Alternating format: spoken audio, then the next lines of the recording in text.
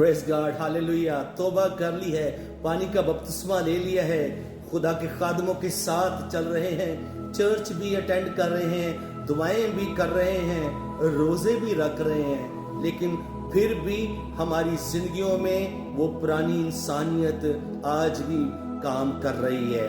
तो अजीजों, खुदा हमसे खुश नहीं है। हालेलुया। ऐसी जिंदगी को खुदा पसंद नहीं करता। बेस बदला क्या हुआ, दिल का बदलना चाहिए। एक दो बातें नहीं, बिल्कुल बदलना चाहिए। बहुत ही अच्छा और शानदार ये गीत है उन लोगों के लिए जो नए सिरे से पैदा हुए हैं, जिन्होंने अपने आप को मसीह यीशु के लिए पेश कर दिया है। आज हम सीखेंगे खुदा के कलाम में से कि रूह के मुआफिक चलना क्या है।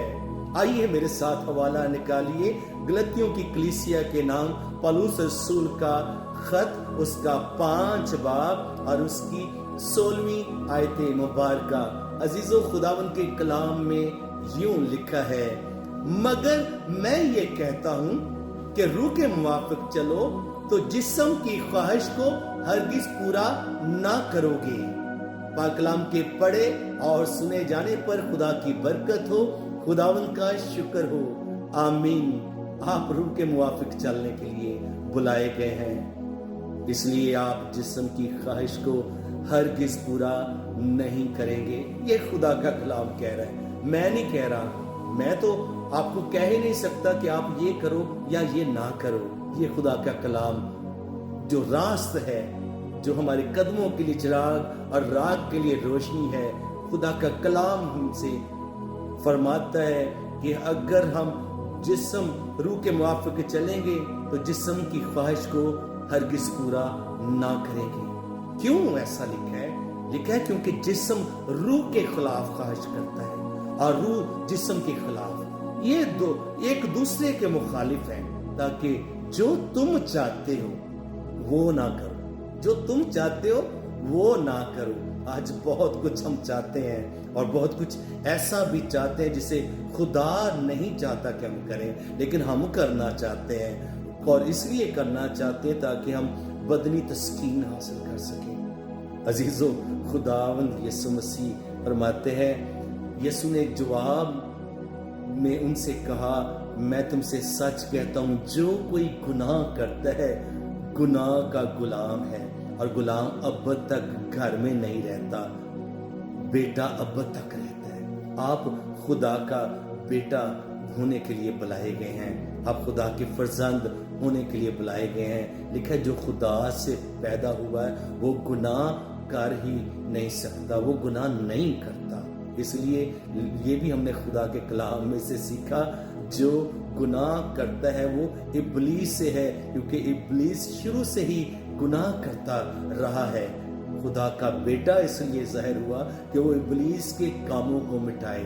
आमीन। अजीजों, हमने ये भी सीखा कि गुनाह क्या है, और हमने ये भी सीखा कि हमने रूह के मुवाफिक कैसे चलना है। सो आइए अजीजों, एक हवाला और पढ़ते हैं, गलतियों 5 बाब 19 उसकी 19वीं आयत मुबारका से। अब जिस्म के काम तो जाहिर हैं, यानी हरामकारी, नापाकी, शहवत परस्ती, बुत परस्ती, जादूगरी, अदावतें, झगड़ा, हसद, गुस्सा, तफरीके, जुदाइयां, बिदतें, बुग्स, नशाबाजी, नाच रंग और इनकी मानत। कलाम में लिखा है, इनकी बाबत तुम्हें पहले से कह देता हूं, जैसा कि पेशतर जुता चुका हूं, कि ऐसे काम करने वाले खुदा की बादशाही के वारिस ना होंगे। हालेलुया। ऐसे काम करने वाले खुदा की बादशाहत के वारिस ना होंगे, तो फिर किस चीज के वारिस होंगे?